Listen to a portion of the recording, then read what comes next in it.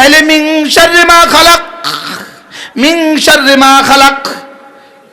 তাদাব্বুরাত ইবনুল কাইয়িমের মধ্যে আল্লামা ইবনুল কাইয়িম আল জাওজিয়া আলাইহির রহমাত সূরা ফালাকের তাফসীরের মধ্যে লিখেছেন, মানুষের জীবনের সার প্রথমত দুই প্রকার, সার প্রথমত দুই প্রকার। এক নম্বর জানা সার, দুই নম্বর অজানা সার। আল্লাহ। সার প্রথম, সার মানে ক্ষতি, সার মানে কি? ক্ষতি। প্রধানত কয় প্রকার? কি কি বলো? জানা সার, অজানা সার। এবার জানা সার আবার দুই প্রকার, বলো জানা সার আবার দুই প্রকার। জানা সার দুই প্রকার। কিছু সার থেকে আমি বাঁচার সুযোগ আমার কাছে আছে, কিছু সার থেকে বাঁচার সুযোগ আমার কাছে নাই। আলহামদুলিল্লাহ, আলহামদুলিল্লাহ নাহমাদুহু ওয়া নাস্তাঈনুহু ওয়া নাস্তাগফিরুহু ওয়া নু'মিনু বিহি ওয়া নাতাওয়াক্কালু আলাইহি ওয়া নাউযু বিল্লাহি মিন শুরুরি আনফুসিনা ওয়া মিন সাইয়্যাতি আ'মালিনা। من يهده الله فلا مضل له ومن يضلله فلا هادي له ونشهد أن لا إله إلا الله وحده لا شريك له ونشهد أن سيدنا محمدا عبده ورسوله। সকলে পড়ি আল্লাহুম্মা সাল্লি আলা মুহাম্মাদ ওয়া আলা আলি মুহাম্মাদ কামা সাল্লাইতা আলা ইব্রাহিম ওয়া আলা আলি ইব্রাহিম ইন্নাকা হামিদুম مجيد। اللهم بارك على محمد وعلى آل محمد كما باركت على إبراهيم وعلى آل إبراهيم إنك حميد مجيد। أما بعد فأعوذ بالله من الشيطان الرجيم بسم الله الرحمن الرحيم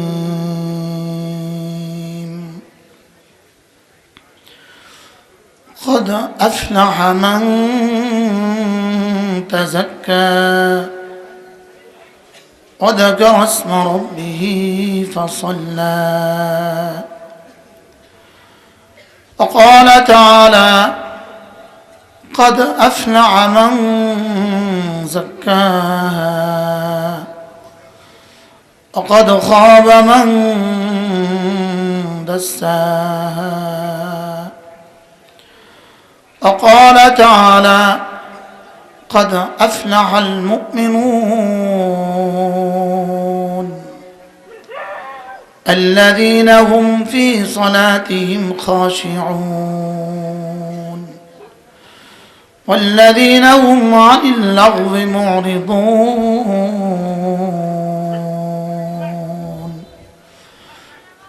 صدق الله مولانا العظيم।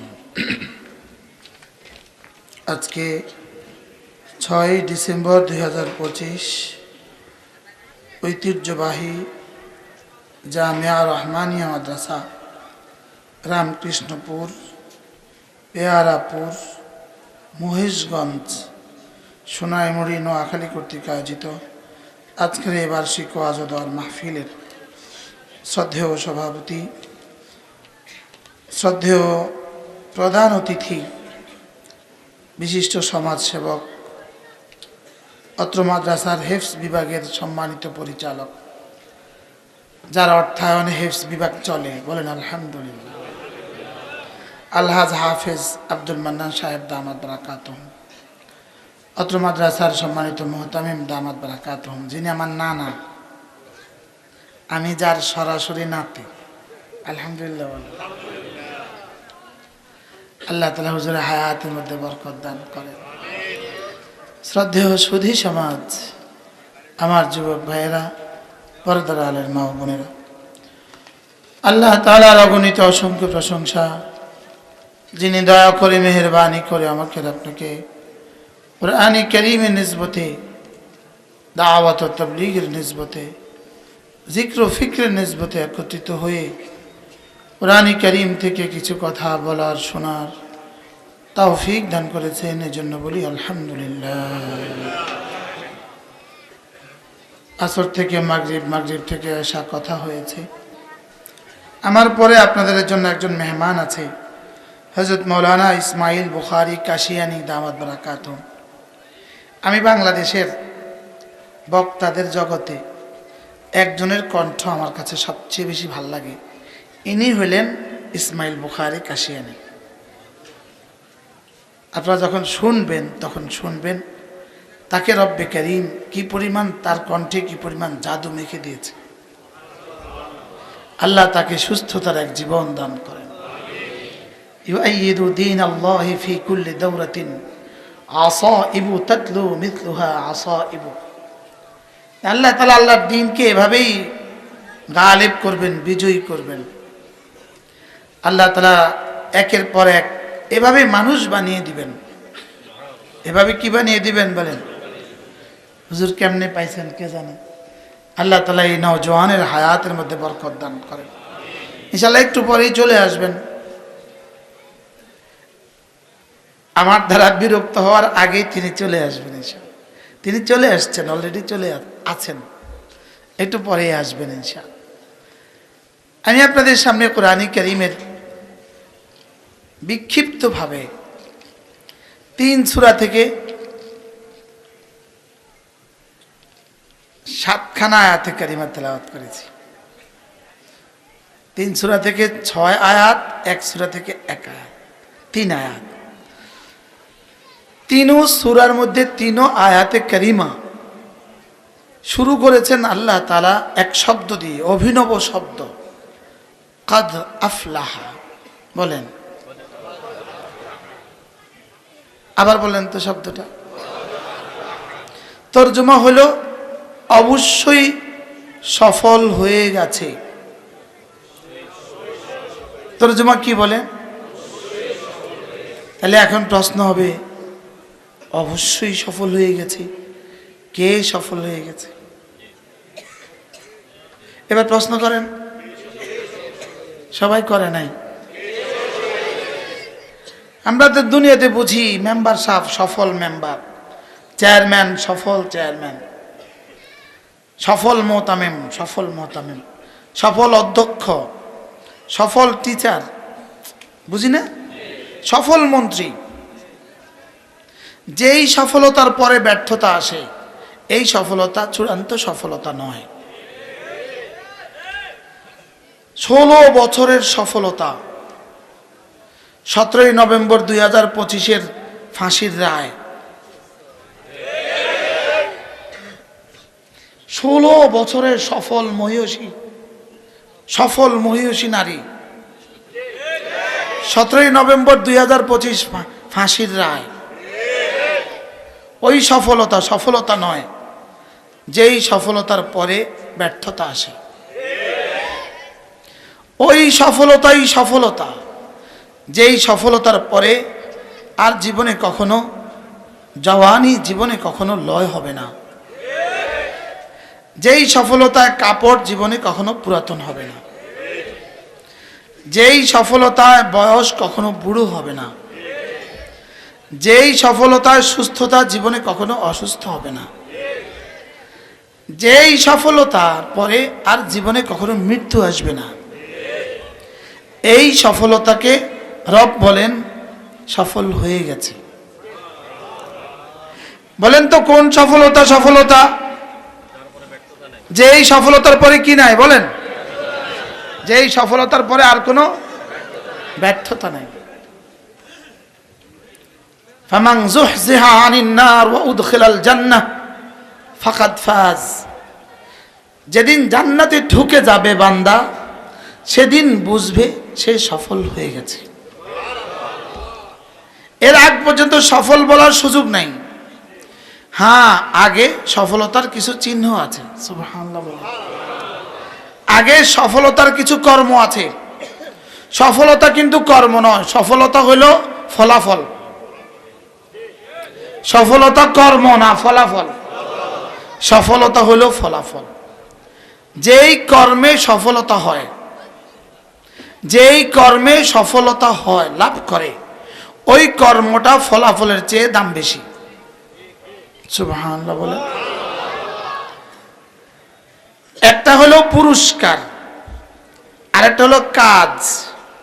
যেমন আমাদের একটা ছেলে এই মুহূর্তে সারা বছর একটানা কোনোদিন গায়ের হাজির থাকে নাই। হুজুর আগামী বছর আর একটা পুরস্কার দিবেন, সেটা হলো 40 দিন যাদের তাকবীরুল্লাহ ছুটে নাই। এটা নতুন সংযোজন করবেন হুজুর ইনশাআল্লাহ। কেমন হবে? এটা কোথায় দিয়েছে? আপনাদের মাদ্রাসায় দিয়েছিল, কোন এক মাদ্রাসায় এই পুরস্কারটাও দিছিল। যাদের তাকবীরুল্লাহ ছুটবে না, এদেরকেও আগামী বছর পুরস্কার দিবেন। তাহলে যে বাচ্চাটা সারা বছর একদিনও তার কোনোদিন ক্লাস মিস হয় নাই, তাকে আমরা পুরস্কার দিলাম সর্বোচ্চ 500 টাকার একটা বই। বলুন তো পুরস্কার কত, আর ওদিকে তার কর্মটার দাম কত? সুবহানাল্লাহ বলেন। বুঝে থাকলে বলুন তো দেখি, কর্মের দাম বেশি না পুরস্কারের দাম বেশি? যেমন একজনে আপনাকে বাড়ি বানিয়ে দিল, এক মিস্ত্রি, রাজমিস্ত্রি, 5 কোটি টাকা ব্যয় একটা দৃষ্টিনন্দন বাড়ি বানিয়ে দিল। আপনি ওকে পুরস্কার দিবেন তো কত দিবেন? 10 কোটি, 5 কোটি, হ্যাঁ 50,000, হাজী সাহেবের মতো হইলে 1 লাখ। কি তাহলে কর্মটা কত দামি আর পুরস্কারটা কত? আমাদের ছাত্ররা 30 পাড়ার হাফেজ হয়েছে, আমরা পুরস্কার হিসেবে তার মাথাটা পাগড়ি উঠিয়ে দিয়েছি, 500 টাকার পাগড়ি। তাহলে কর্মের দাম কত, পুরস্কারের দাম কত? কর্মের দাম বেশি না পুরস্কারের দাম বেশি? না, বুঝে বলেন। যেমন ধরেন, লাসাজদাতুন ওয়াহিদাতুন খায়রুম মিনাদ দুনিয়া ওয়া মা ফিহা, একটা সেজদা দুনিয়ার মধ্যে যা আছে তার চেয়েও দামি। আচ্ছা, পুরস্কার যদি দুনিয়ার মধ্যে যা আছে তার চেয়ে দামি হয়, তাহলে একটা সেজদার দাম কত? সুবহানাল্লাহ বলেন। তাহলে পুরস্কার দামি বেশি হয় না কর্ম দামি বেশি হয়? হ্যাঁ, আবার বলেন। তাইলে বোঝা গেছে রব আমাদেরকে ইবাদতের জন্য বানিয়েছেন। তাইলে বোঝা গেছে ইবাদত জান্নাতের চেয়ে দাম বেশি। আর ওই ইবাদত শিখতে হয় ইলম দিয়ে, তাহলে বোঝা গেছে ইলম ইবাদতের চেয়ে দাম বেশি। এবার আর সুবহানাল্লাহ বলেন। আগেটা কিন্তু বুঝছে, এটা কিন্তু আর বুঝে নাই।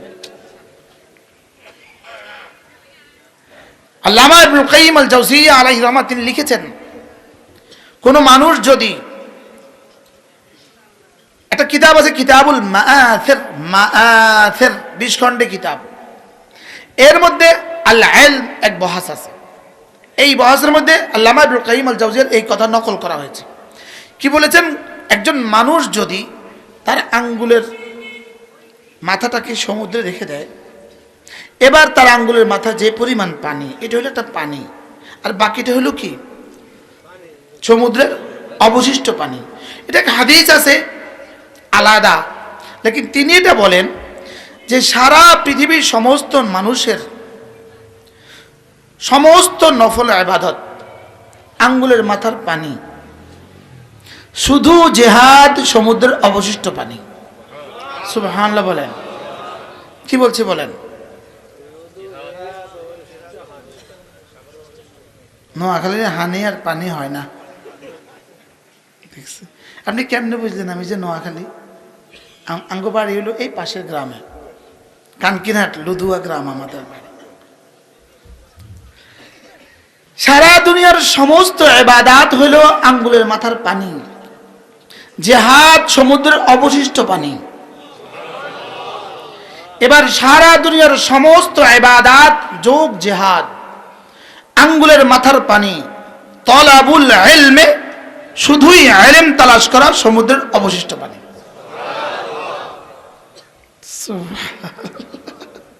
আজব কি বুঝছে? শুধু ইলম তালাশ করা সমুদ্রের অবশিষ্ট পানি। সুবহানাল্লাহ বলে। আমি উদাহরণ দিয়ে বুঝাই আপনাকে। যেমন ইনি বসে বসে দোয়া করছে, দোয়া হাত তুলে বসে বসে ধ্যানের সাথে হৃদয়ের সবটুকু ভালোবাসা দিয়ে চোখের পানি ফেলে দিয়ে বসে বসে দোয়া করছেন, দোয়া দোয়া দোয়া, ধ্যানের সাথে দোয়া। তা আপনি বলবেন নিশ্চয়ই ইনার এই দোয়া সারা পৃথিবীর এই মুহূর্তে যত গাফেল আছে সকলের মোকাবেলায় এই কাজটা দামি। দামি বলবেন কিনা বলেন? এবার ইনার পাশের উনি বসে বসে জিকির করছে। বলেন কি করছে? বলেন ইনি কি করছিলেন আর ইনি কি করছে? ইনি বসে বসে জিকির করছে, সুবহানাল্লাহ আলহামদুলিল্লাহ, বসে বসে জিকির করছে। সারা পৃথিবীর 800 কোটি মানুষ যদি একসাথে বসে বসে দোয়া করে যেই পরিমাণ নেকি হবে, ইনি একজন বসে বসে জিকির করছে, ইনি এদের 800 কোটি মানুষের চেয়ে ইনি দামি। কল্পনা করেন কয়টা গেল? কি কি? দোয়া। ইনি ভাবলেন আমি আরো দামিটা করব। এবার ইনি বসে বসে কোরআনে কারিমের তিলাওয়াত করছেন। এবার 800 কোটি মানুষ যদি জিকিরওয়ালা হয়, ইনি কোরআন তেলাওয়াতওয়ালা, ইনার দাম ইনাদের চেয়ে বেশি। কয়টা? কি কি? এই ওয়াজ আমি হাটহাজারী মাদ্রাসার মাঠে করছি গত বছর জুমার আগে। হাটহাজারী সালানা জলসা হাটহাজারী মাছের মাঠে বলছি। মূলত আমি হাটহাজারী মাছের মাঠে এজন্য বলছিলাম, হাটহাজারীর ওস্তাদদের থেকে যেন আমাকে আমার বুঝ ব্যবস্থা দুর্বল হইলে ঠিক করে দেয়, এই আশায় বলছিলাম। এখানেও আমি ওলামায়ে উম্মতের সামনে এটা এই আশায় বলছি, আমি যেন আবেগে উসুলের খেলাফ না বলে ফেলি। বলেন দোয়াওয়ালা তার চেয়ে দাম কার? এবার তার চেয়ে দাম কার? কয়টা? ইনি ভাবলেন যে আমি আরো দামিটা করব। ইনি এবার নফল নামাজে দাঁড়িয়ে গেলেন।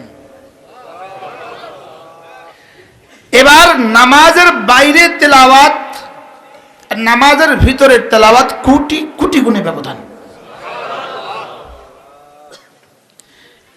এক দোয়া, জিকির, নফল, কটা গেল? ইনি ভাবলেন আমি এদের 4 জন যা করে আমি তার চেয়ে দামিটা করব। ইনি বেশি কিছু করতে পারেন না। ইনি ফরজ নামাজ পড়ে, ওয়াজিব পড়ে, সুন্নতগুলো পড়ে, আর বেশি দোয়াও করার টাইম পায় না, বেশি জিকিরের টাইম পায় না, বেশি তেলাওয়াতের টাইম পায় না, বেশি নওয়াফিলের টাইম পায় না। ইনি ঘুরে ঘুরে মানুষের দুয়ারে দুয়ারে গিয়ে বলে, ভাই কুলু লা ইলাহা ইল্লাল্লাহ তুফলিহু। ইনি মানুষকে নামাজের দিকে দাওয়াত দেয়। ইনি মানুষকে নামাজের দিকে কি দেয় বলেন? এবার ইনি কোটি কোটি নফল ওয়ালার চেয়েও ইনার দাম বেশি। কয়টা পাইছি বলেন? 1 number, 2 number, 3 number, 4 number, 5 number দাওয়াত। এবার ইনি ভাবলেন যে আমি এদের চেয়ে দামিটা করব। ইনি চুপে চুপে আলহামদুলিল্লাহ গিয়ে হামাজের সাথে যোগ দিছে। সুবহানাল্লাহ।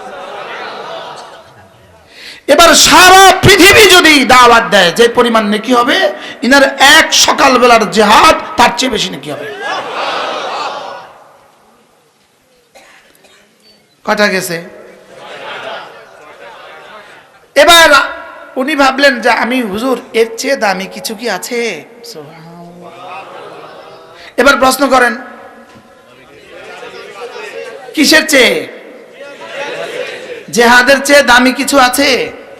তো এবার প্রশ্ন, এবার ইনি করলেন কি? ইনি এবার মাদ্রাসায় ভর্তি হয়ে পড়া শুরু করলেন। এই লোকটার দাম যদি 800 কোটি মানুষ মুজাহিদ হয় যে পরিমাণ হবে, এই লোকটার দাম তার চেয়ে বেশি। এবার ইনি কোনো মাদ্রাসায় মুদারিসি করে পড়াতে শুরু করলেন। সুবহানাল্লাহ বলেন। এবার এই মুদারিসের দাম 800 কোটি মুজাহিদের চেয়ে বেশি। এবার কিন্তু সুবহানাল্লাহ জোরে কন না, আগেরবার যেভাবে জোরে সুবহানাল্লাহ বুঝে আসে না, এই জন্য বলেন নাই। এবার দলিলের নকলি শুনেন, নকল শুনেন। ফাদ্দালাল্লাহুল মুজাহিদিনা আলাল কাঈদিনা দারাজাতান। রব্বুল আলামিন বলেন, আমি মুজাহিদের দাম বাড়িয়ে দিয়েছি। দোয়াওয়ালা, জিকিরওয়ালা, তিলাওয়াতওয়ালা, নফলওয়ালা, তাবলীগওয়ালা, সুবহানাল্লাহ, আমি মুজাহিদের দাম বাড়িয়ে দিয়েছি সমস্ত কাঈদিনের উপরে। বাকি সব দুনিয়ার যা আছে সব কাঈদিন, সব ঘরে বসে আছে। সব কি বসে? সব কি? কাঈদিন মানে যারা ঘরে বসে আছে। তাহলে দোয়া করনেওয়ালা কাঈদিন, জিকিরওয়ালা কাঈদিন, বলেন কি? কাঈদিন। এবার তিলাওয়াতওয়ালা, এবার নফলওয়ালা, এবার তাহাজ্জুদওয়ালা, এবার ইশরাকওয়ালা, এবার চাশতওয়ালা, এবার তাবলীগওয়ালা, বলেন কাঈদিন। বলেন কি? সব হলো কাঈদিন। এবার আল্লাহ তাআলা বলেন, ফাদ্দালাল্লাহুল মুজাহিদিনা আলাল কাঈদিনা দারাজা।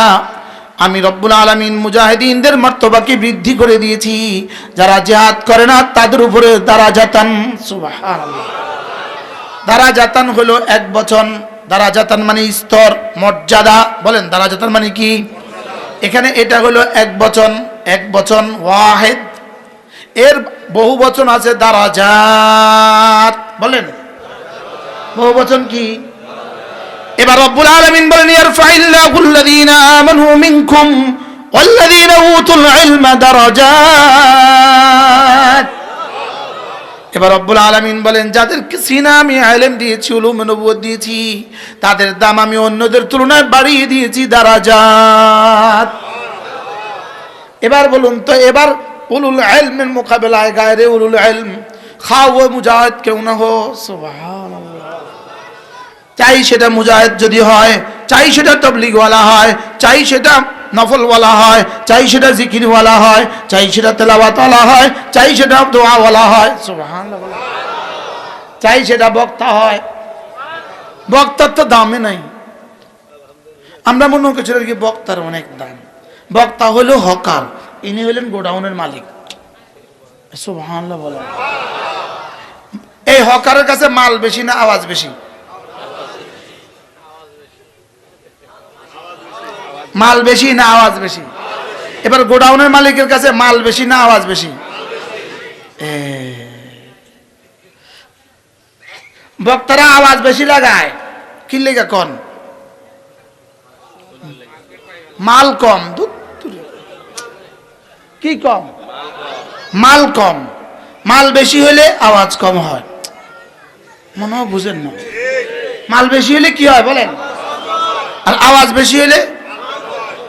আওয়াজ বেশি দিলেই বুঝবেন এটার মাল কম।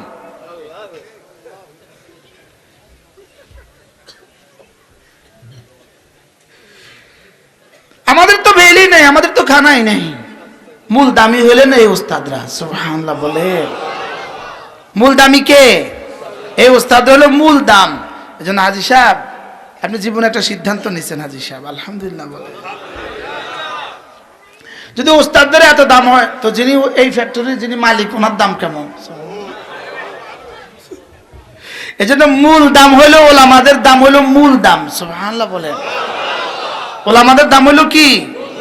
এজন্য আমাদের 1000 বছরের ওয়াজের চেয়ে আমাদের বাচ্চারা যখন বসে বসে মিজান পড়ে, ফালা ফালা ফালু ফালা তালাতা ফালনা ফালতা ফালতু ফালতু ফালতু ফালতু ফালতু, এটা যখন পড়ে তো ফেরেশতার কাছে আমাদের 1000 বছরের ওয়াজের চেয়ে ওটা ভাল লাগে। ছাত্ররা বুঝো না। এজন্য ইলম বড় দামি, ইলম বড় দামি, ইলম বড় দামি জিনিস। বলেন ইলম বড় কি? ইলম সরাসরি আল্লাহ তাআলার সিফাত। সুবহানাল্লাহ বলেন। বলেন ইলম সরাসরি কি? আল্লাহ তাআলা কি? আলিম। আল্লাহ তাআলা আলিম। আল্লাহ তাআলা আল্লাম। বলেন আলিমুন, আলিমুন, আল্লামুন। এবার মূল অক্ষর কি? ইলমুন। মূল অক্ষর কি? ইলমুন। সুবহানাল্লাহ। তাইলে বোঝা গেছে মাল্লাহু ইলমুন ফাহুয়া আলিমুন। কুল্লু মুশতাকিন ইয়াদুল্লু আলা মাখাদ ইশতিকাকি ওয়া ইয়াকুনু মাখাদুল ইশতিকাকি ইল্লাতান লাহু। তাইলে বোঝা গেছে ইলম মানে আলিম মানে ইলমওয়ালা। তাইলে বোঝা গেছে ইলম আল্লাহর সিফাত। সুবহানাল্লাহ। ইলম কার সিফাত বলেন? ইলম আল্লাহ তাআলার সিফাত। এজন্য ইলম হলো নূর, ইলম হলো লাইট, লাইট ইলম হলো লাইট। ইলম হলো কি বলেন? এই পৃথিবীতে একটা বস্তু বলো যেই বস্তু সিধা যায়, সোজা যায়, এদিক সেদিক যায় না। সুবহানাল্লাহ বলে না। পৃথিবীতে একদম সিধা যায়, যেখানে বাধা পায় সেখানে থেমে যায়, এটা একটা বস্তু, সেটার নাম হলো লাইট, সেটা হলো নূর, সেটা হলো কি বলেন? আচ্ছা লাইট যদি আগুন, গাড়ির লাইট যদি আঁকা বাঁকা যাইতো, আচ্ছা বলেন তো রাত্রে গাড়িটা চালাইতে গাড়ি কেমনে যাইতো? সুবহানাল্লাহ বলে কি? এই লাইট কি, এই গাড়ি কি বাড়ির যেত না ঘরে যেত? লাইটে এদিকে দেখাইতো, এসব কি অবস্থা হইতো? হ্যাঁ আল্লাহ। লাইট যদি বাধাপ্রাপ্ত হয়, বাধাগ্রস্ত হয়, যেমন সামনের ট্রাকে গিয়ে আমার লাইট থেমে গেছে, লাইটে কি বলে আমি কিন্তু বাঁকা বুকা যাবো না, আমি এখানে থেমে যাব। যদি এই সময়ও সে বাঁকা যাইতো, এই গাড়ির পেছনের গাড়ির অ্যাক্সিডেন্টের সম্ভাবনা ছিল। কি ভাই? তাহলে লাইটের গতি কি বলেন? সোজা। লাইটের গতি কি? এই জন্য আল ইলমু নূর, ইলম হলো লাইট, এটার গতি সোজা, এটা তোমাকে সোজা জান্নাতে পৌঁছায় দিবে। এই জন্য ইলম ছাড়া মানুষটা কেমন? ইলম ছাড়া মানুষটা কেমন? ইলম ছাড়া মানুষটা কেমন? ঠিক এজ লাইক এ গরু, গরুটা যেমন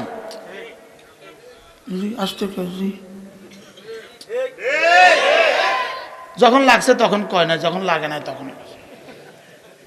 ইলম ছাড়া মানুষটা কেমন বলেন? আপনি বলবেন যে আপনি আমাদের সবগুলো মানুষকে গরু বলছেন। না, আপনাকে গরু বলি নাই, আমরা কোনো না কোনো ভাবে ইলমের ছোঁয়ায় বড় হয়েছি। সুবহানাল্লাহ বলেন। আমাদের কাছে আল্লাহ তাআলা ওয়াহিদ, আল্লাহ ওয়াহিদ, এই ইলম আমাদের কাছে আছে। আল্লাহ তাআলা এক, এই ইলম আমাদের কাছে কি বলেন? আল্লাহ তাআলা এক, এই ইলম আমাদের কাছে আছে না নাই বলেন? আল্লাহ তাআলা এক, এটা পৃথিবীর সবচেয়ে বড় ইলম। কুল হুয়াল্লাহু আহাদ বলেন, এটা দুনিয়াতে সবচেয়ে বড় ইলম। এটা দুনিয়াতে কি আমরা সকলে এই কথাটা জানি কিনা বলেন? বলো আল্লাহ তাআলা একজন। এর সাথে আরেকটা আমাকে শিখতে হবে, আমাদের রাসূল সর্বশেষ নবী, সর্বশ্রেষ্ঠ নবী।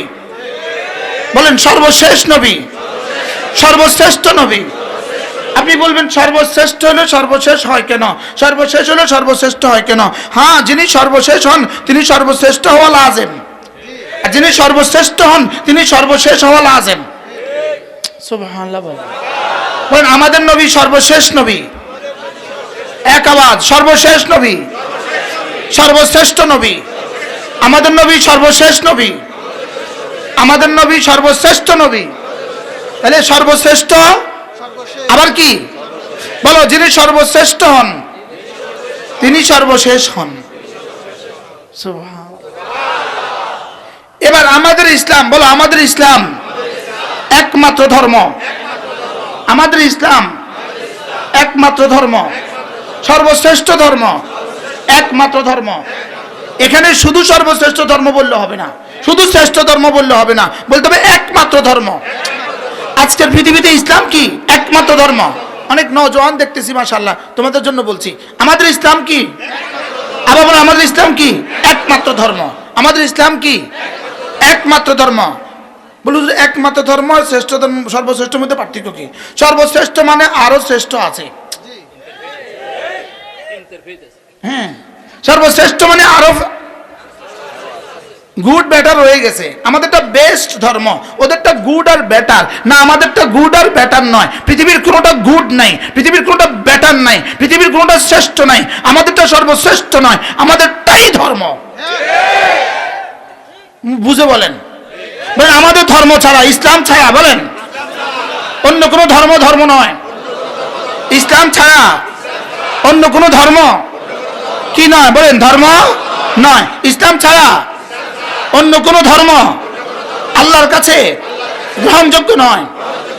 এজন্য 8 দলীয় জোট যদি কোথাও যদি কোনো প্রয়োজনে অমুসলিমকে যদি তাদের কি দেয়, প্রার্থী দেয়, এটা উম্মতে মুসলিমা মানে নিবে না। মনে হয় কি বলছি বলেন, বুঝে কোন ইসলামী জোট অমুসলিমকে প্রার্থী দিতে পারে না। যদি প্রার্থী ইসলামী জোট অমুসলিমকে দেয়, এই জোটের সাথেও আমরা নাই। কিটা ঠিক? আমরা ইসলামের সাথে আছি বলেন না। ইসলামী জোট অন্য কোথাও বাংলাদেশের কোন অবস্থাতেই বাংলাদেশের কোন আসনে অমুসলিমকে সিট দিতে পারবে না, নমিনেশন দিতে পারবে না। আপনাদের প্রাণের দাবি কি না বলেন? ওদেরকে শুনে দেন, নেতাদেরকে শুনে দেন, এটা আমাদের হৃদয়ের দাবি। এটা 18 কোটি মুসলমানদের সাথে গাদ্দারি হবে।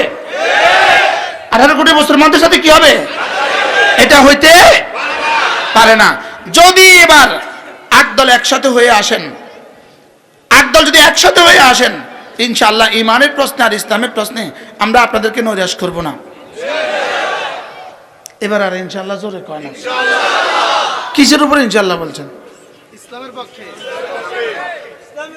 যদি একজন আসেন, যদি ইসলামের নামে 17 জন আসেন, আমরা কারে দিতাম? তোমরা কও, যদি ইসলামের নামে কয়জন আসেন? যদি ব্যালট একটা হয় আর বক্স যদি কি হয় একটা হয়, নমিনেশন যদি একজন হয়, তো ইনশাআল্লাহ আমরা আপনাদের জন্য দোয়া করব। দোয়া করবেন তো ইনশাআল্লাহ?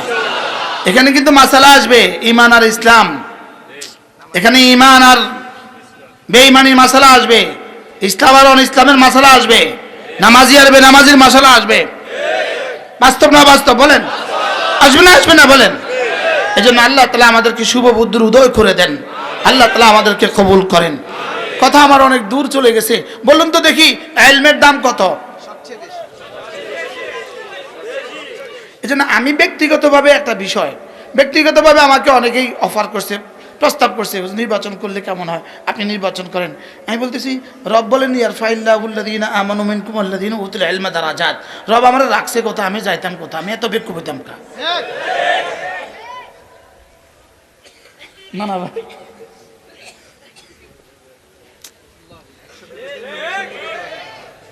কি বলছি বলেন? কি কইছি কোন বুঝে কোন তো কি কইছিলাম?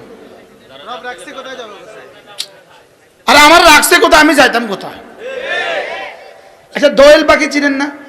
বাংলাদেশের পাখির রাজা কে? দোয়েল। আচ্ছা, দোয়েল পাখি যদি এই ছোট্ট একটা এই কি বলে এটাকে ফড়িং একটা দেখে, তার পিছনে ছুট দেয় কিনা?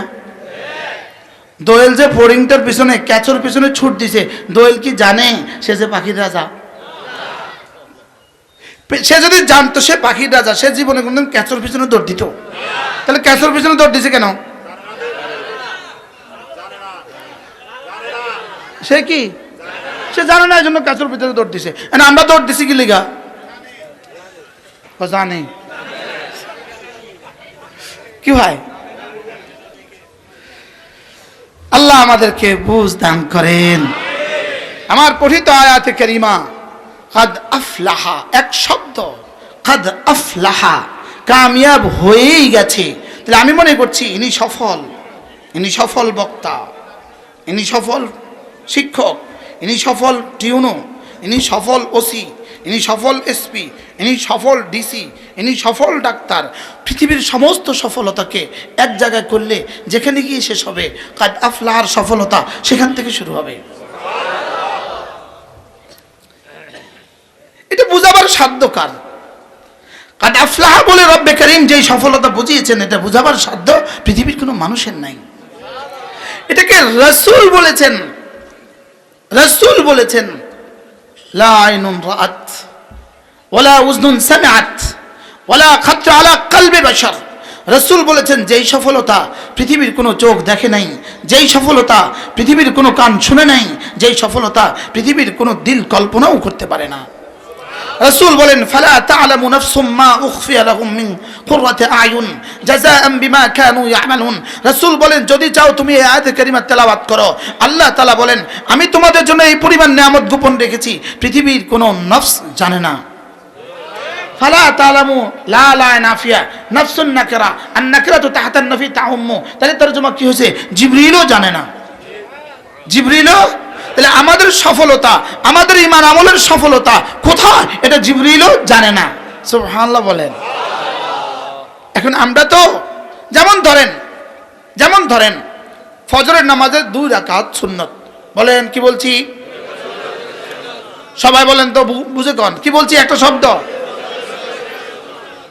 এবার জিজ্ঞেস করেন হুজুর আচ্ছা ফজরের 2 রাকাত সুন্নতের দাম কত? একটু জিজ্ঞান যায়, প্রশ্ন করেন।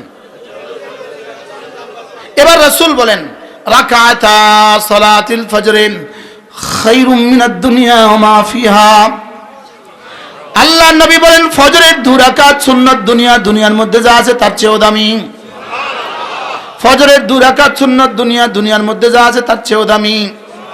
এবার বলুন তো দেখি কত সম্পদের মালিক হলে দুনিয়ার মধ্যে যা আছে তার চেয়ে দামি হবে? এটা কি সম্ভব? এটা আমি বাচ্চাদেরকে বারবার উঠতে বলছিলাম, তখন ওরা উঠে নাই, এখন কিন্তু উঠতেছে ঠিকই। আমরা তো বুঝে শুনে কথা বলার চেষ্টা করি, বুঝলেন না? বাচ্চারা ডিস্টার্ব করে। রাকাতা সালাতিল ফজর খায়রুম মিনাদ দুনিয়া ওয়া মা ফিহা। ফজরের 2 রাকাত সুন্নতের দাম দুনিয়ার মধ্যে যা আছে তার চেয়েও দামি। এবার বন্ধু বলো তো দেখি, যদি কেউ ঘোষণা দেয় আগামী দিন ফজরের 2 রাকাত সুন্নত পড়লে 500 টাকা দিবে, বলুন তো দেখি বাংলাদেশে মুসলমান কি পরিমাণ মসজিদে যাবে? হ্যাঁ, যাবে না। তোমার কাছে 500 টাকার বিশ্বাস তো হয়ে গেল, লেকিন তোমার নবীর কথা খায়রুম মিনাদ দুনিয়া ওয়া মা ফিহা, দুনিয়ার মধ্যে যা আছে তার চেয়েও দামি, এটা তো তোমার বিশ্বাস হয় নাই। বাস্তব না বাস্তব বলেন? হ্যাঁ, সত্য না মিথ্যা কইছি?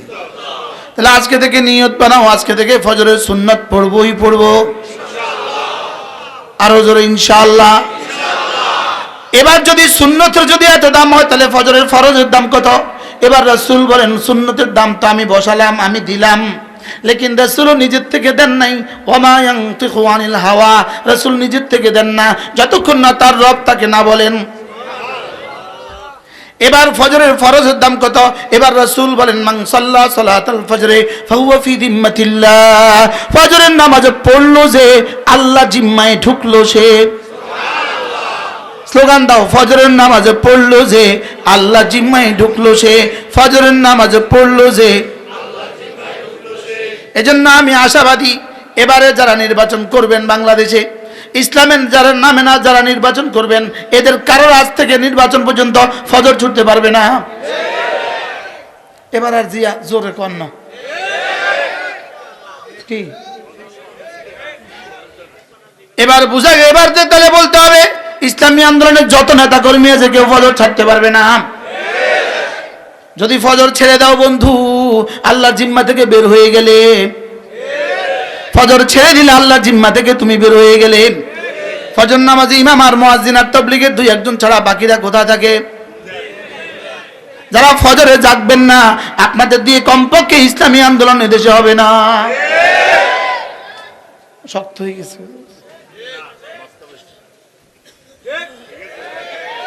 ফজরের নামাজে পড়লো যে আল্লাহ জিম্মায় ঢুকলো সে। এজন্য আমি এক প্রজন্ম চাই যে প্রজন্মের নাম হবে ফজর প্রজন্ম।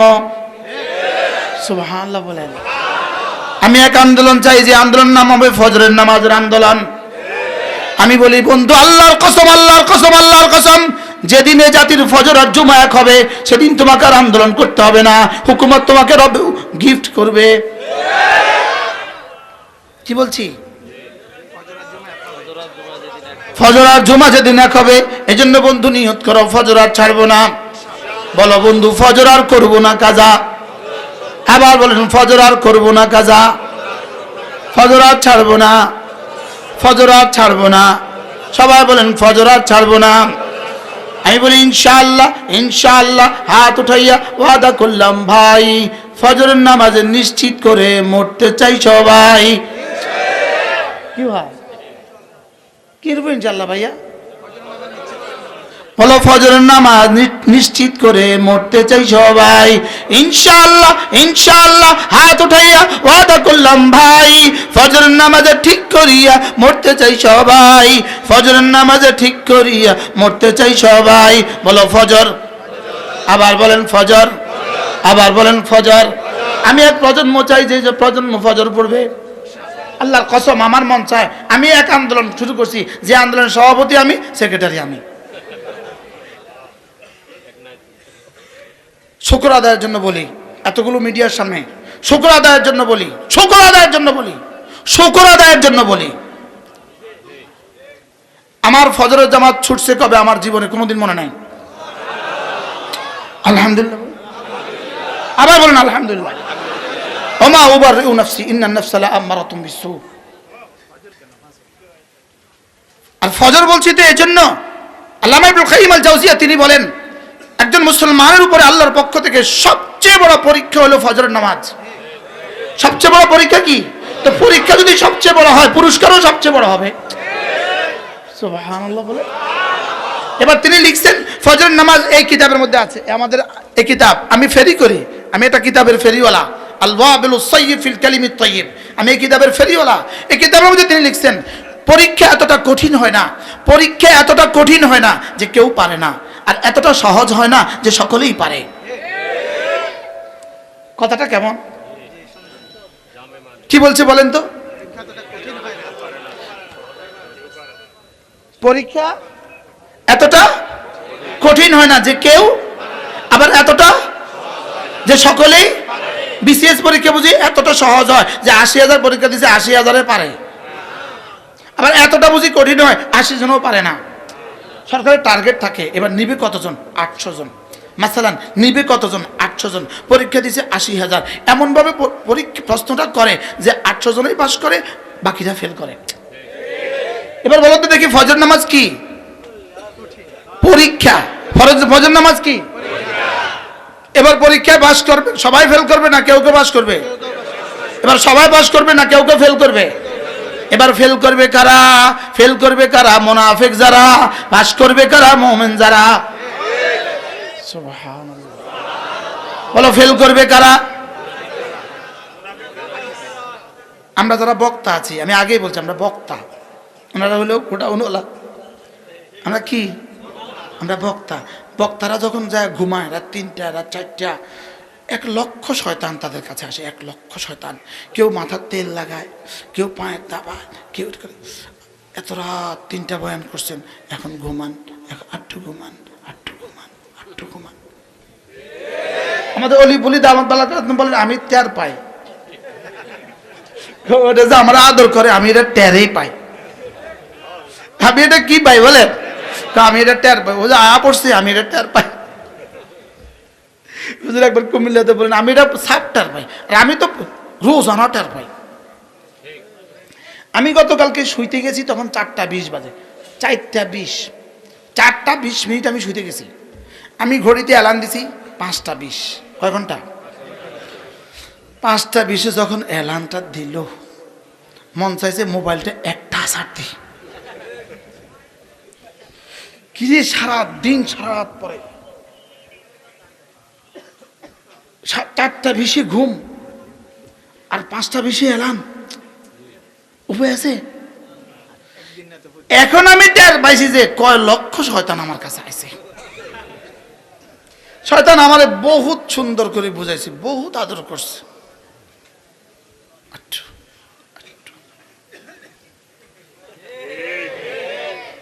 কি যাক আল্লাহ রহম করে আমার বিবি, ও আয়েশা বলতেছে জামাত তৈয়ার তাড়াতাড়ি, রাহমাহুল্লাহ। আল্লাহর নবী বলেন কোন পুরুষ যদি ভোর রাত্রে উঠে যদি সে দেখে তার স্ত্রী ঘুমে, সে তাকে যদি জাগায়। এবার স্ত্রী যদি উঠতে অস্বীকার করে, ফাইন আবাত, যদি স্ত্রী উঠতে অস্বীকার করে তার চেহারা একটু পানির ছিটা দিয়ে দেয়।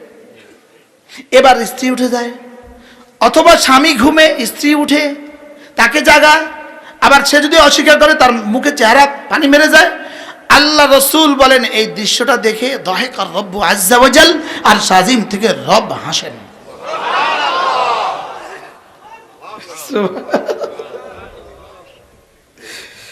তাহলে ফজরের নামাজে পড়লো যে আল্লাহ জিম্মায় ঢুকলো সে, ফজরের নামাজে পড়লো যে আল্লাহ জিম্মায় ঢুকলো সে। যে জাতি ফজর পড়বে না এ জাতি ইসলামী হুকুমত জীবনেও স্বপ্নেও দেখবে না। কি বলছি বলেন?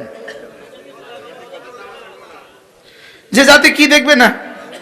ফজর পড়বে না। বলেন বলেন কি বলছি? মান সাল্লা সালাতাল ফজরে ফাহুয়া ফি জিম্মাতিল্লাহ।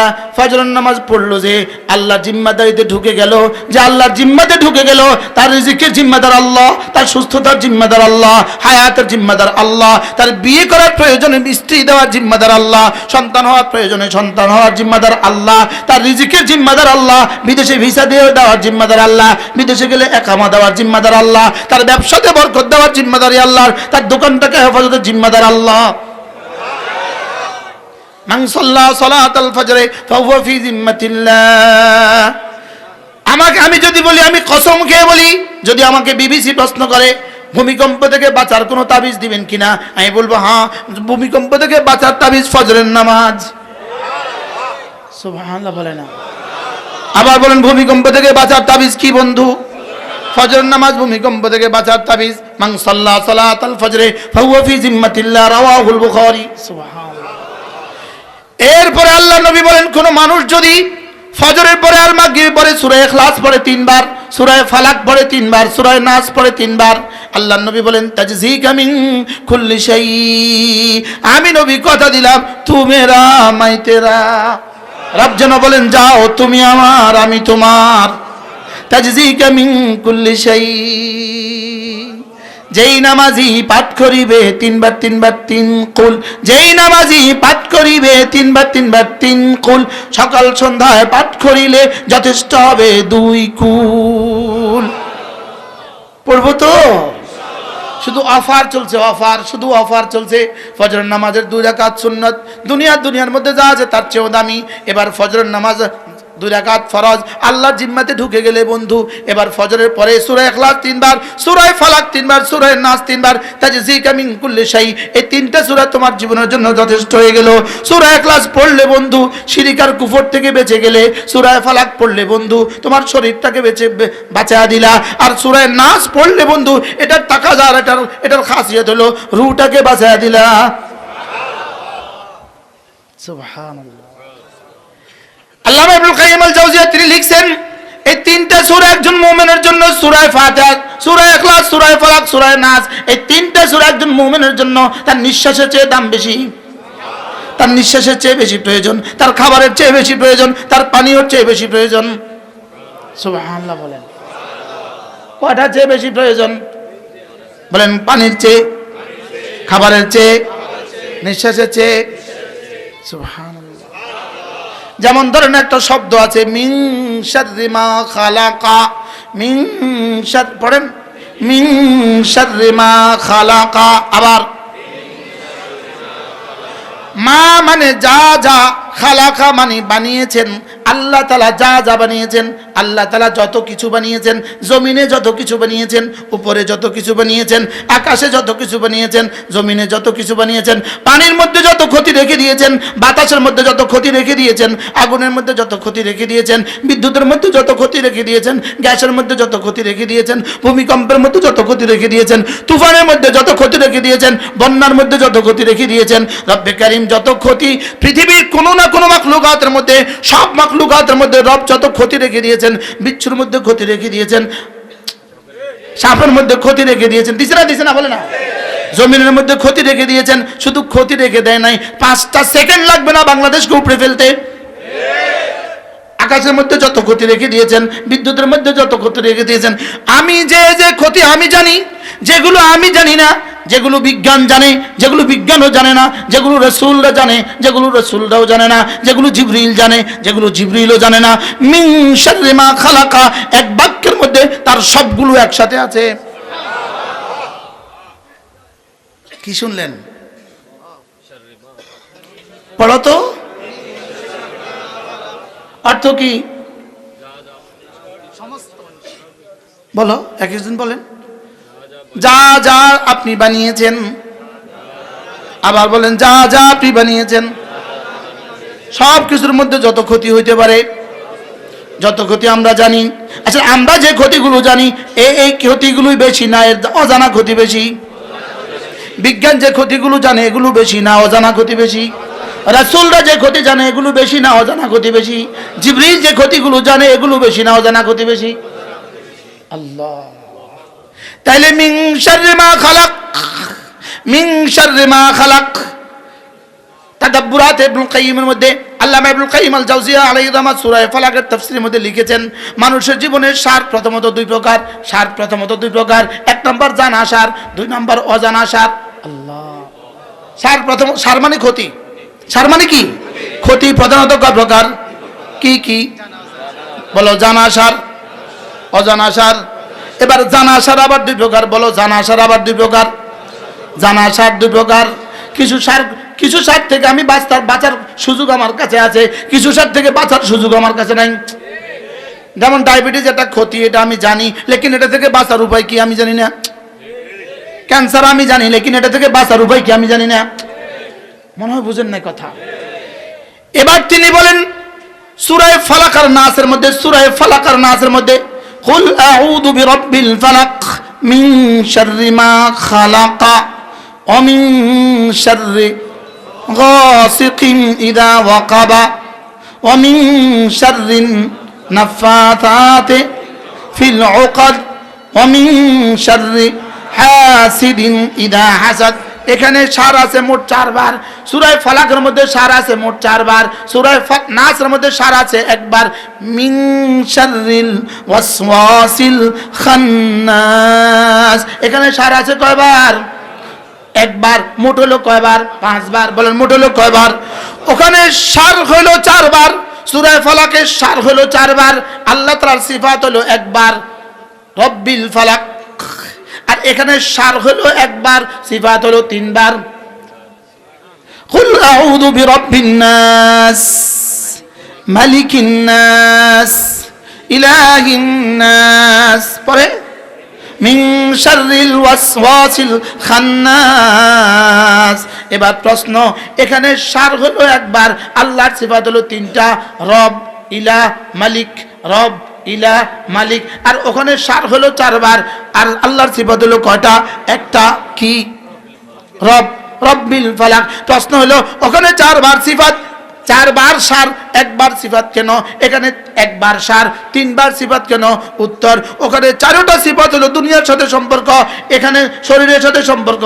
এখানে একটা সার হলো রূহের সাথে সম্পর্ক। রূহের সার শরীরের সার থেকে কোটি কোটি গুণে বেশি। শরীরের সার রূহের সার থেকে বেশি না কম? এই নওজওয়ানরা, সার অর্থ কি রে বাবা?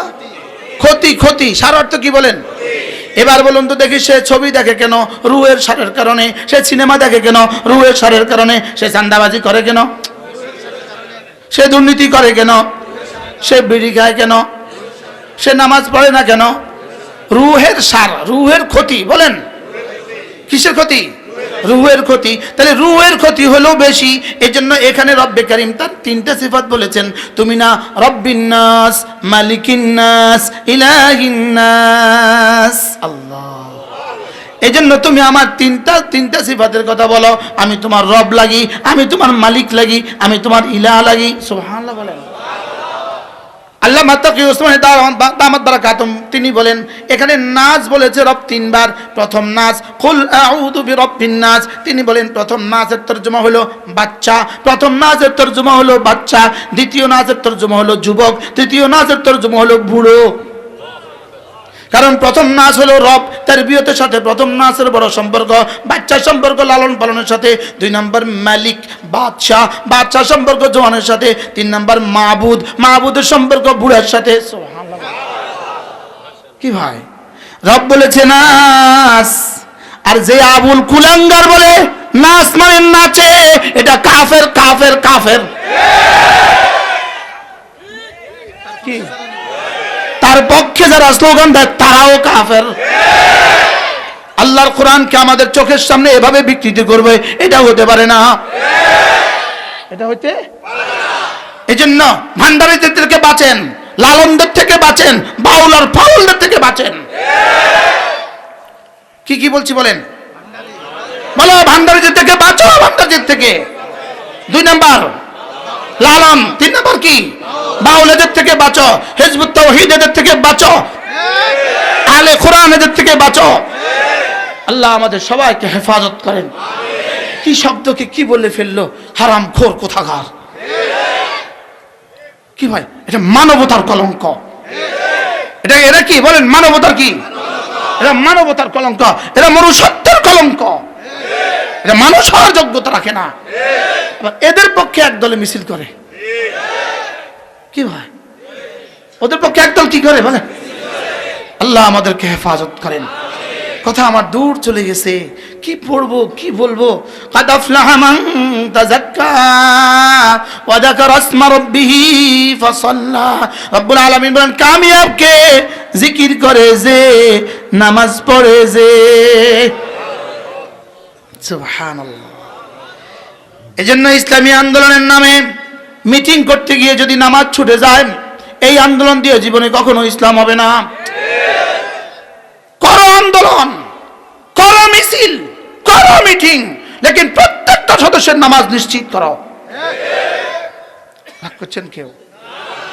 এতক্ষণ তো ভালো আছিল, হঠাৎ করে আবার উল্টে গেলেন কেন? আমি যদি পজিটিভ নেগেটিভ দুটোটা না বলি, আপনি বুঝবেন কেন? মা লাহা মা আলাইহা তো দুটোটা বলতে হবে আমাকে। কি বলছি বলেন? হ্যাঁ কি বাবা,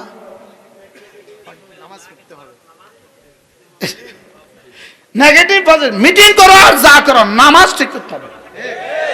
কি বলছি বলেন? আবার বলেন, কি ঠিক করতে হবে বলেন?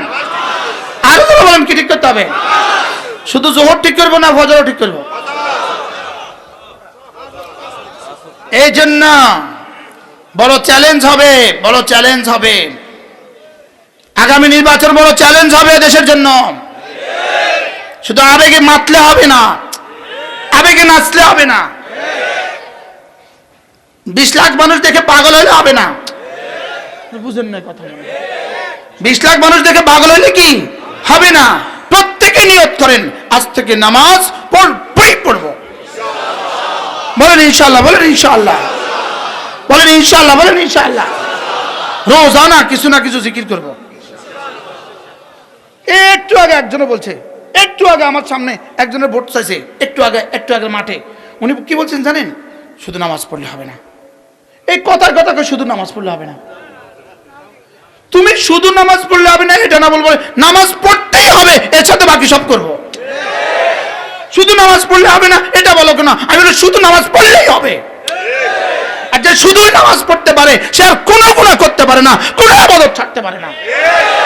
সেটা বলেন কি বলে না, শুধু নামাজ পড়লে হবে না। কথা কয় না? একটু আগেও তো বলছে একজন, আসলে এটা অবুঝে বলে, অবুঝে বলে, মনে হয় বুঝেন না। কি কয় কন? শুধু নামাজ পড়লে হবে না, এটা কি পজিটিভ না নেগেটিভ বক্তব্যের না?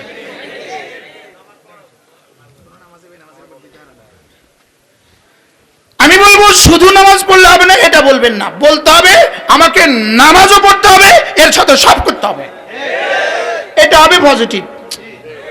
এটা হবে কি বলেন? শুধু নামাজ পড়লে হবে না। আবার কয়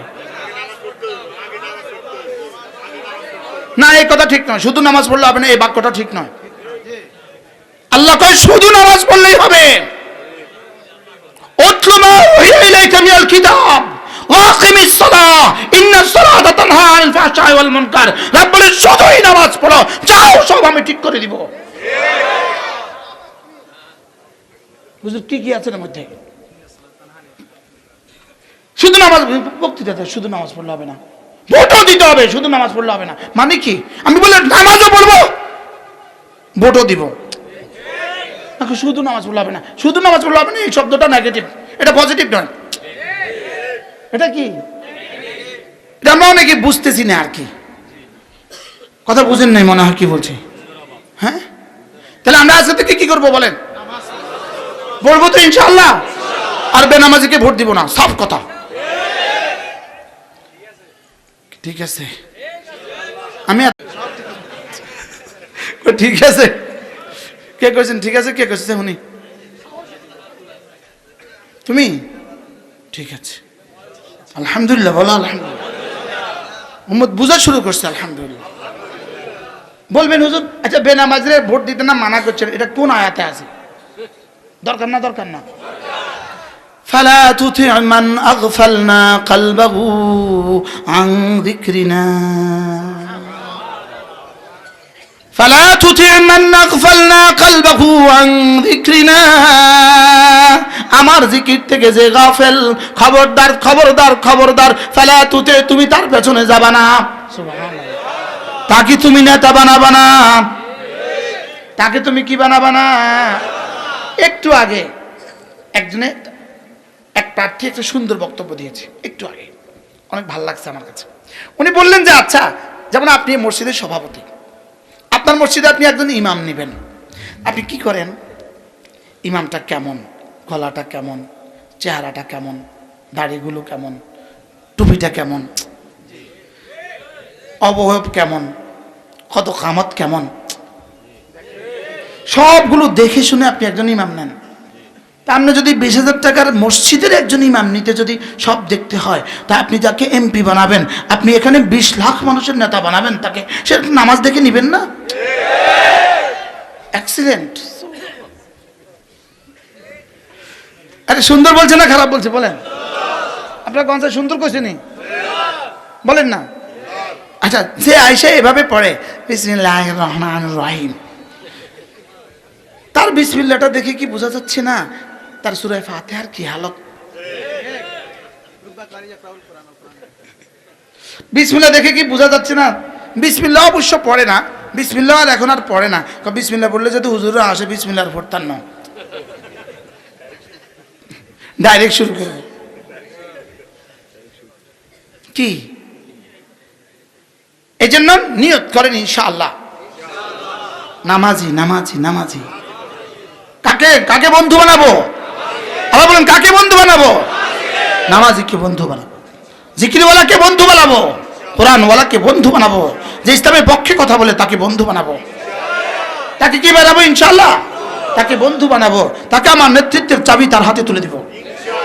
বলেন ইনশাআল্লাহ, বলেন ইনশাআল্লাহ। আল্লাহ আমাদের সকলকে কথাগুলো বোঝা মানা সহজ করে দেন, সকলে বলি আমিন। আল্লাহ তাআলা এই মাদ্রাসাকে কবুল করেন। হ্যাঁ আমি তো পারি নাই আপনাদের সামনে বলতে, কাদ আফলাহা মান তাযাক্কা ওয়া যাকারা ইসমা রাব্বিহি ফাসাল্লা। আল্লাহ আমাদের সকলকে, প্রত্যেকে নিয়ত করো বন্ধু, যখন বিয়ে করবা দিন দেখে বিয়ে করবা। এবার যখন সন্তান হবে সন্তানকে দিন শিখাবো, বলেন ইনশাআল্লাহ। আর যদি বলেন ইনশাআল্লাহ। জোয়ানরা যদি কখনো সুযোগ হয় তাবলীগে যাবা, এবার আসতে কইছি ইনশাআল্লাহ। যদি কখনো সুযোগ হয় কোথায় যাবেন বলেন? যদি কখনো সুযোগ হয় তাবলীগে যাবেন, যদি কখনো সুযোগ হয় হক্কানি রব্বানি কোনো আল্লাহওয়ালাদের মজলিসে যাবেন। প্রত্যেক ইংরেজি মাসের প্রথম শুক্রবার নোয়াখালী জেলা জামে মসজিদ মাইজদি জিকিরের মজলিস হয়, আমি আসি প্রত্যেক ইংরেজি মাসের প্রথম শুক্রবার। প্রত্যেক ইংরেজি মাসের দ্বিতীয় শুক্রবার লক্ষ্মীপুর আমি যাই। প্রত্যেক ইংরেজি মাসের তৃতীয় শনিবার, তৃতীয় শুক্রবার ঢাকা। প্রত্যেক ইংরেজি মাসের তৃতীয় শনিবার সিলেট। প্রত্যেক ইংরেজি মাসের শেষ শনিবার কুমিল্লা। প্রত্যেক ইংরেজি মাসের চতুর্থ রবিবার হাটাদারি। প্রত্যেক ইংরেজি মাসের পঞ্চম রবিবার ঢাকা আর চিটাগং জমিয়তুল ফালাহ মসজিদ। যার যেখানে সুযোগ হয় শরীক হবেন, বলেন ইনশাআল্লাহ, বলেন। আরে জীবন তো একটা, দিয়ে দিয়েছি রব্বে করিমকে। এটা কাকে দিয়ে দিয়েছি? রব্বানা তাকাব্বাল মিন্না ইন্নাকা আনতাস সামিউল আলিম। রব এটা আপনাকে দিয়ে দিয়েছি, আপনি দয়া করে কবুল করেন। যে জীবনের নামাজ নাই, যে জীবনের নামাজ নাই, যে জীবনে জিকির নাই, আল্লাহর কসম এটা কোনো জীবন না। বলো কি বলছি, বলো বলো। নামাজ নাই, জিকির নাই, বলো এ জীবন জীবন না। It is like a dog. কও ইংরেজি কও। As like a DOG. DOG খায় ঘুমায় বাচ্চা দেয়, বেনামাজি খায় ঘুমায় বাচ্চা দেয়। আমাদের এক বিশ্ববিখ্যাত বুজুর্গ ছিলেন, নোয়াখালীর মানুষ ছিলেন, হযরত মাওলানা হাবিবুল্লাহ মিসবাহ রাহিমাহুল্লাহ তাআলা। তিনি একবার হাটহাজারী আলামী সংস্থার বয়ানে তিনি বলছিলেন, এই বলো তো দেখি চিটাঙ্গের গরু ঘুম থেকে কয়টায় উঠে? তো কেউ আবেগে কয় 8টায়, কেউ 10টায়। হুজুর বলতেছে না না, গরুর ঘুম থেকে উঠার কোনো টাইম টেবিল নাই। বলেন গরুর ঘুম থেকে উঠার কি নাই? বলেন তো গরুর যেমন ঘুম থেকে ওঠার টাইম টেবিল নেই, বেনামাজিরও ঘুম থেকে ওঠার টাইম টেবিল নেই। এবার বুঝছে ভালো। গরু ঘুম থেকে উঠে দুই প্রয়োজনে, হুজুর বলেন যে গরুর ঘুম থেকে উঠে দুই প্রয়োজনে, আউটের প্রয়োজনে আর ইনের প্রয়োজনে। কি? খাওয়ার পায়খানা। এই দুই জরুরত ছাড়া গরু জীবনেও ঘুম থেকে উঠে না। এবার বলো তো দেখি, বেঈমান বেনামাজি আর বেঈমান কয় প্রয়োজনে ঘুম থেকে উঠে? কি কি? খাওয়ার জরুরত, বাথরুম। এবার মোমেন ঘুম থেকে উঠে কোন প্রয়োজনে? নামাজ। মোমেন ঘুম থেকে উঠে কোন প্রয়োজনে? আল্লাহ তাআলা আমাদের জীবনের শেষ নামাজটাও জামাতের সাথে পড়ার তৌফিক দান করেন। আল্লাহ জিকিরের মতো জিন্দেগি নসিব করেন, ফিকিরের মতো জিন্দেগি নসিব করেন। প্রত্যেক রাতে ঘুমাবার সময়, বন্ধু ঘুমাবার সময় সুবহানাল্লাহ 33 বার, আলহামদুলিল্লাহ 33 বার, আল্লাহু আকবার 34 বার। রাসূল বলেন এভাবে হবে 100 বার, মিজানে উঠে যাবে 1000 বার, পুরস্কার দাখালাল জান্নাহ, সোজা জান্নাতে চলে যাবে। করবো তো ইনশাআল্লাহ। আল্লাহ আমাদের সকলকে কথাগুলো বোঝাবেন আর সহজ করে দেন। যে যেখানে আছেন, যে যেখানে আছেন এখানেই বসেন। আপনাদের জন্য মেহমান আছে, নিয়ে আসলে ভালো হয়। আমি আছি, আমার তুইও উঠেন।